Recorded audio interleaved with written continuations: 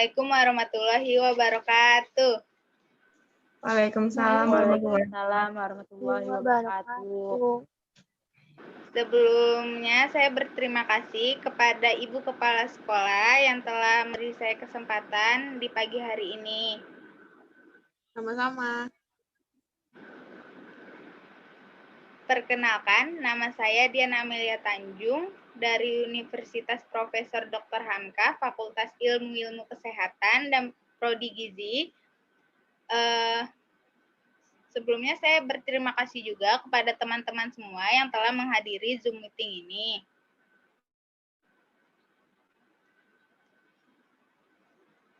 Di sini saya akan memberikan materi tentang GAKI atau yang kita tahu itu gangguan akibat kekurangan yodium.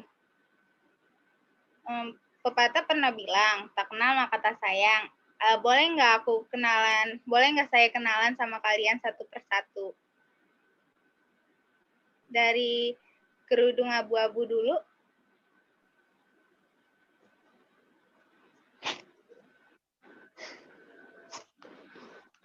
Silahkan.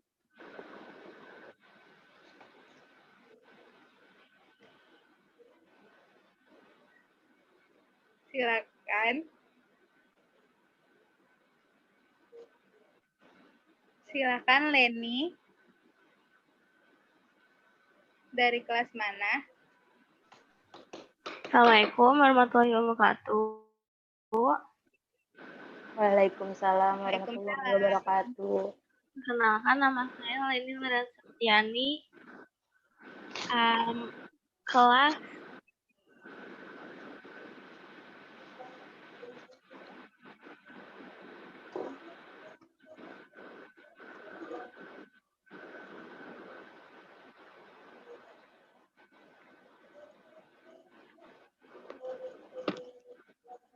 Halo, suara saya masuk gak ya? Maaf masuk. Ya. Oh iya. Nah, nama saya Leni Septiani, saya dari kelas 11. Iya, silakan selanjutnya.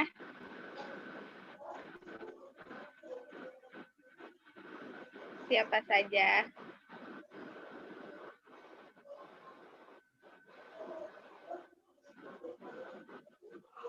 Kansa? Saya deh. Perkenalkan, nama saya Kansa Salsabila. Saya dari kelas 11.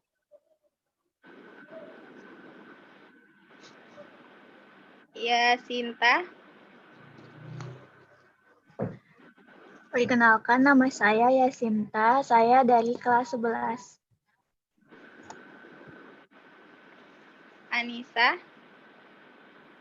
Perkenalkan, nama saya Anissa, saya dari kelas 9.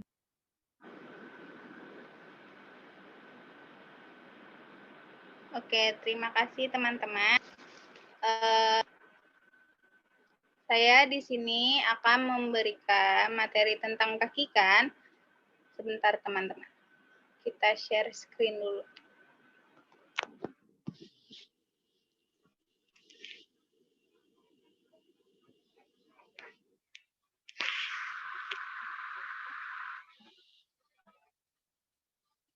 Apakah kelihatan teman-teman?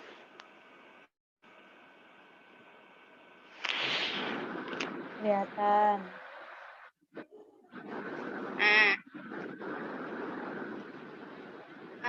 Saya mau tanya, ada yang tahu GAKI itu apa?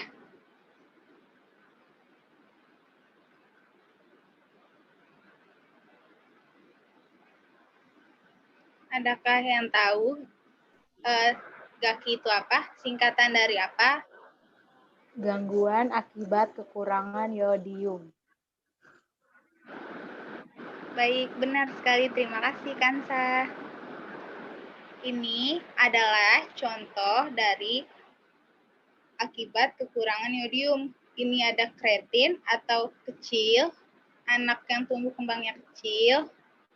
Ini gondok.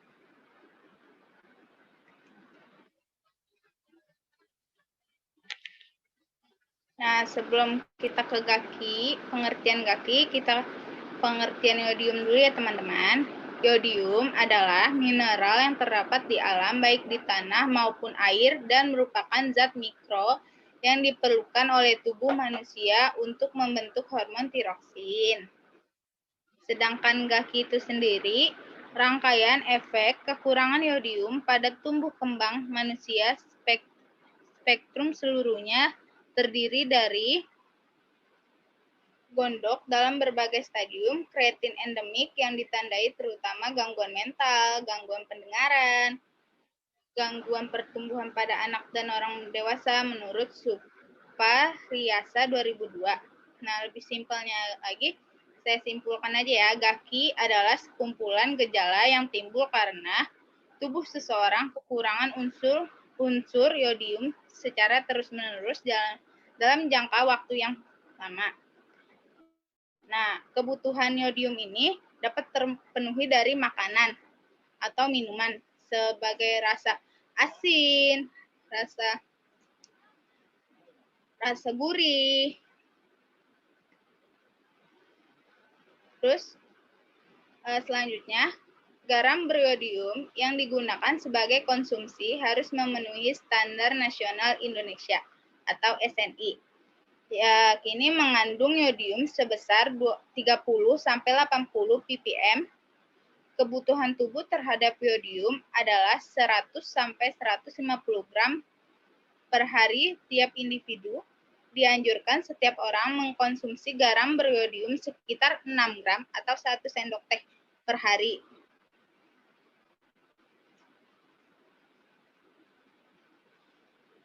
Ada 5 faktor penyebab GAKI. Yang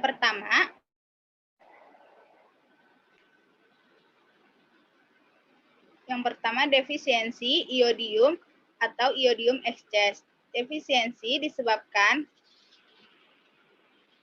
karena kelenjar tiroid melakukan proses adaptasi fisiologis terhadap kekurangan unsur iodium dalam makanan atau minuman, sedangkan iodium excess itu apabila dikonsumsi cukup besar secara terus-menerus akan terjadi hambatan hormogenesis, khususnya iodinisasi tirosin dan pertumbuhan copling. Yang kedua adalah letak geografis. Nah, kebanyakan orang yang terkena dampak GAKI itu di daerah dataran tinggi atau daerah pegunungan. Kenapa? Karena perbukitan iodiumnya itu di lapisan paling atas itu terkikis oleh hujan atau banjir dalam berakibat tumbuh-tumbuhan, hewan, dan air di wilayah ini mengandung yodium yang sangat rendah. Bahkan bisa tidak ada loh teman-teman. Yang ketiga ada asupan energi dan protein. Kalau asupan energi itu, asupan energinya turun karena dibutuhkan energi yang akan diambil dari asupan protein. Asupan proteinnya itu ada 3, asupan albumin, prealbumin, globulin. Nah, protein itu sebagai alat transport hormon tiroid. Gunanya itu untuk mencegah hormon tiroid keluar dari sirkulasi dan sebagai cadangan hormon. Yang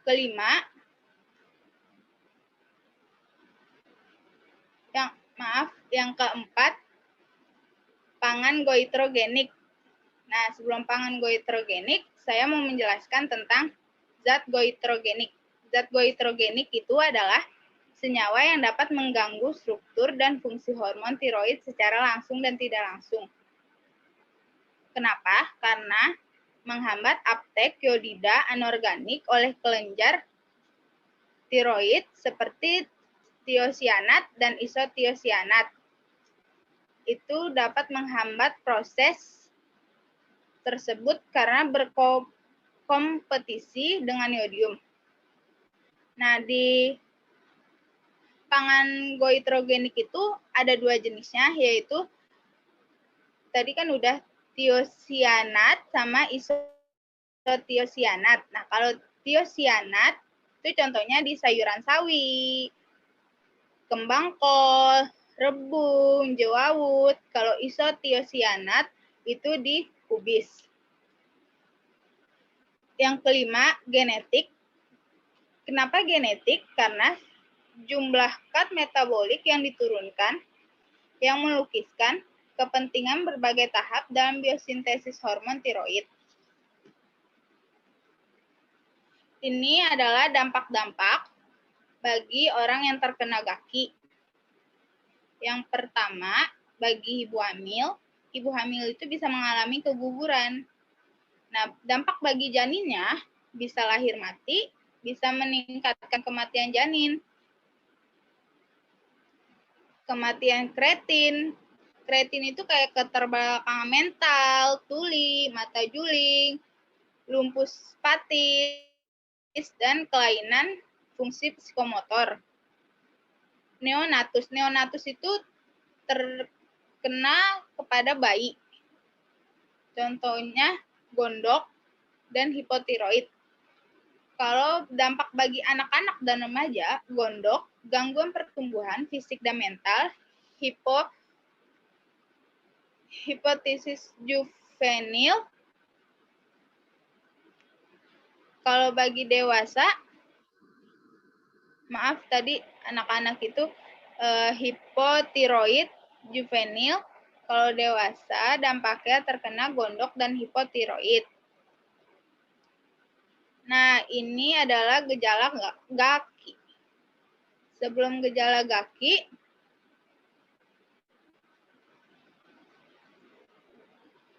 tanda-tandanya itu kekurangan asupan iodium itu penurunan produksi hormon tiroid di dalam tubuh hingga menyebabkan gondokan, atau yang biasa kita sebut gondok, penyakit gondok. Nah, hormon tiroid itu berperan besar dalam mengatur berbagai fungsi anggota tubuh. Nah, gejala-gejala yang ditimbulkan itu benjolan di leher, rambutnya rontok, peningkatan berat badan yang tanpa jelas naiknya kenapa, terus tubuh terasa lemah, lelah, merasa kedinginan, padahal suhu di ruangan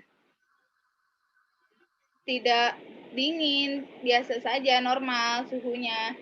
Terus kulitnya menjadi kering dan pecah-pecah, gangguan mens, gangguan irama jantung, penurunan daya ingat dan kemampuan berpikir, penurunan kalau pada ibu hamil itu nanti dampaknya akan terkena pada anaknya. Selain keguguran tadi kan dampaknya ibu hamil keguguran. Nah, tapi misalnya anaknya udah lahir, jadi anaknya mengalami kretinisme, hipotiroid bawaan. Kayak yang tadi gambar di awal, yang maaf, kecil bentuk anaknya. Terus sekarang program penanggulangan gaki. Yang pertama, iodisasi garam atau salt for all. Itu adalah program yang dilakukan pemerintah yang itu kita harus mengkonsumsi kalium iodionat sebanyak 30 sampai 100 ppm. Yang kedua, suplementasi kapsul iodium. Itu biasanya dilakukan setiap kunjungan atau setiap ada survei. Nah, kan sebelum kunjungan kita harus komunikasi informasi dan edukasi. Nah, jadi KIE itu, biasa kita sebut KIE itu strategi pemberdayaan masyarakat dan komponen terkait agar mempunyai visi dan misi yang sama untuk menangani gaki tersebut. Melalui penyuluhan tentang ancaman gaki, kegiatan pemasyarakatan, contohnya kayak gitu, penyuluhan gaki, terus ancaman gaki, terus kegiatan pemasyarakatan yang terkait dengan gaki. Yang keempat, surveillance GAKI. Itu adalah kegiatan pemantauan yang dilakukan secara berkesinambungan terhadap beberapa indikator untuk dapat melakukan deteksi dini. Yang kelima, ada program penanggulangan GAKI. Program penanggulangan GAKI lestari. Ini adalah semua rangkaian yang telah ada iodisasi garam, suplementasi garam, KIE, surveillance, itu adalah semua mencakup program penanggulangan GAKI lestari. Nah,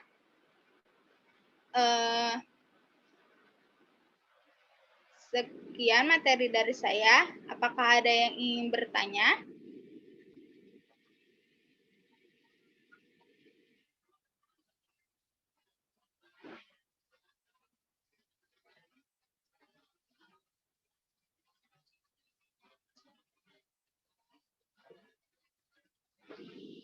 Sambil menunggu pertanyaan teman-teman, saya mau memberitahu saya ini ada kuis berhadiah. Kuisnya ini berhadiah 25.000 saldo GoPay, atau teman-teman yang punya GoPay, Dana, OVO bisa. Nanti teman-teman bisa menghubungi kontak yang tertera di atas. Ada yang mau bertanya?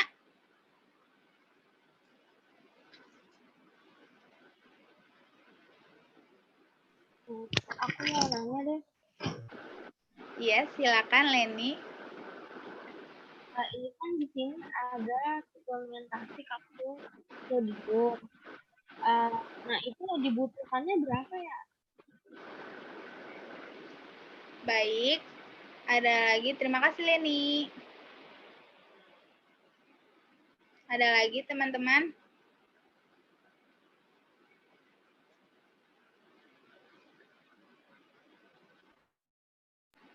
Saya ingin bertanya. Iya. Fungsi dari surveillance itu apa ya? Terima kasih, Kansa. Saya ingin bertanya. Tadi yang nanya itu bukan saya. Saya baru mau jawab. Saya baru mau ngasih pertanyaan. Maaf, saya tidak kelihatan.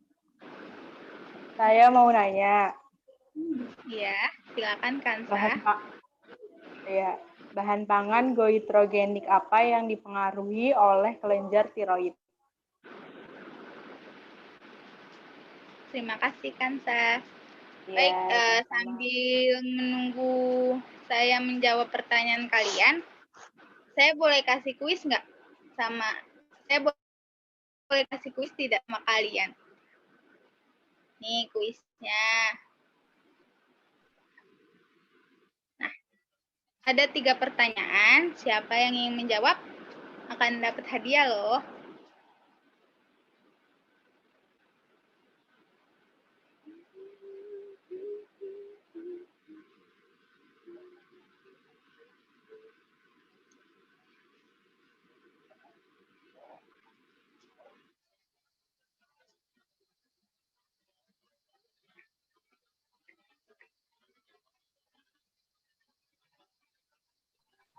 Aku mau jawab pertanyaan nomor 1. Iya, silakan. Dampak penyakit GAKI bagi janin itu meningkatkan kematian janin, bayi, terus juga kreatin itu keterbelakangan mental dan kelainan fungsi psikomotor. Bener gak ya? Sambil menunggu, kan ada 2 pertanyaan lagi. Nanti mau jawab boleh gak? Boleh sekali. Kansa. Yang nomor 2. Berapa kebutuhan tubuh terhadap yodium? Silakan Kansa. Jawabannya itu 100 sampai 150 gram per tiap orang per hari, atau 6 gram setara dengan 1 sendok teh. itu jawabannya. Baik, saya simpan dulu jawaban Kansa Asik. sama Yasinta. Iya, sama-sama. Satu lagi? Ada yang Maaf, mau jawab, Kak? pertanyaannya apa ya? Yang nomor 3. Sebutkan 2 jenis zat goitrogenik dan berikan contohnya. Ayo, nyimak nggak? Oke, saya ingin menjawab. Iya, silakan Husna. Itu ada 2 jenis. Yang pertama tiosianat dan yang kedua isotiosianat. Contoh dari tiosianat itu ada kembang kol, sawi, rebung. Dan yang dari isotiosianat itu ada dari kubis. Terima kasih. Iya, sama-sama Husna.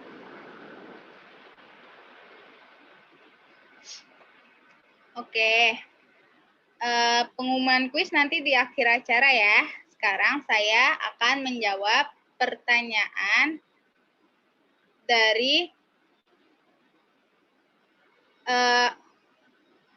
Husna.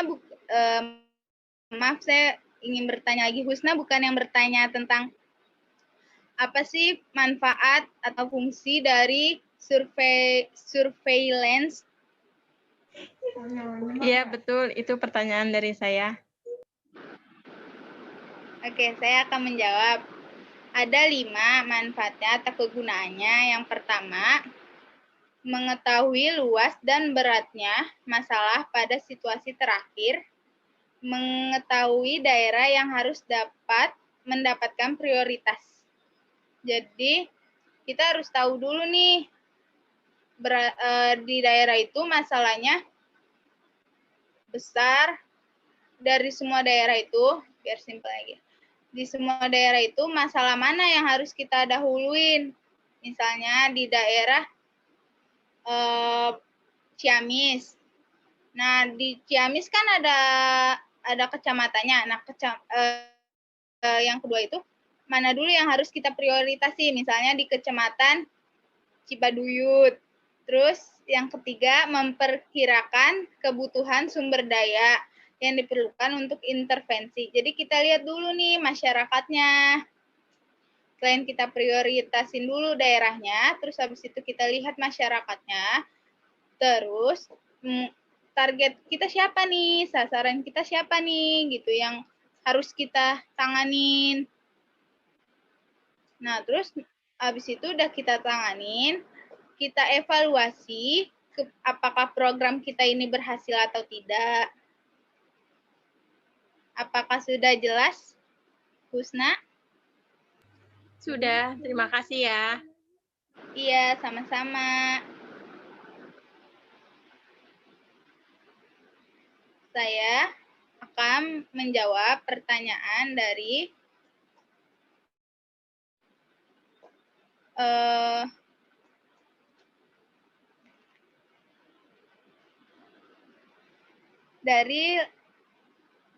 Leni.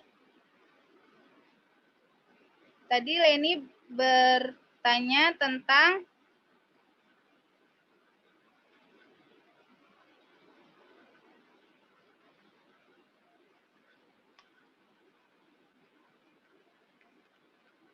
Leni atau saya lupa, maaf. Yang berapa suplementasi kapsul yodium yang dibutuhkan? Itu pertanyaan dari aku. Oh iya, benar. Oke, saya akan menjawab.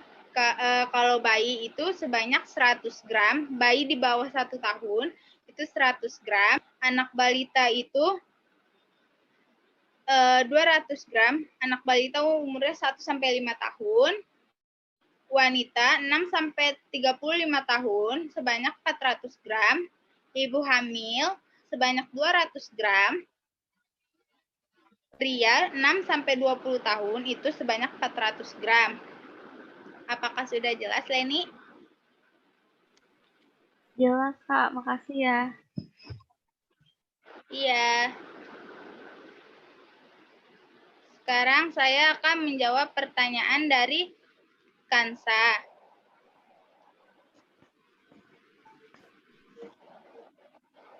Tadi pertanyaannya saya ulang ya.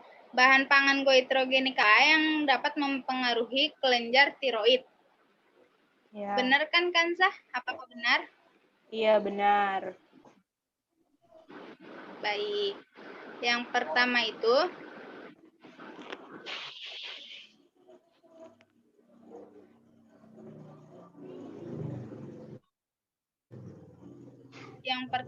adalah kelompok ada 3 indikator atau 3 kelompok. Yang pertama tiosyana. Tiosyana itu di mana mekanisme kerjanya mempengaruhi transport yodium. Biasanya itu terdapat pada rebung dan ubi jalar. Yang kedua, kelompok tiroglikosid itu mekanisme kerjanya mempengaruhi oksidasi, organofikasi, dan copling. Terdapat di bawang merah, bawang putih. Terus yang ketiga, kelompok akses iodida. Itu mempengaruhi proteolisis, pelepasan, dan halogenasi. Itu biasanya contohnya itu gangguan asupan yodium lebih dari 2 gram sehari akan menghambat sintesis dan pelepasan hormon. Apakah sudah jelas? Sudah jelas. Terima kasih. Sekarang, iya sama-sama. Sekarang pengumuman kuis yang tadi.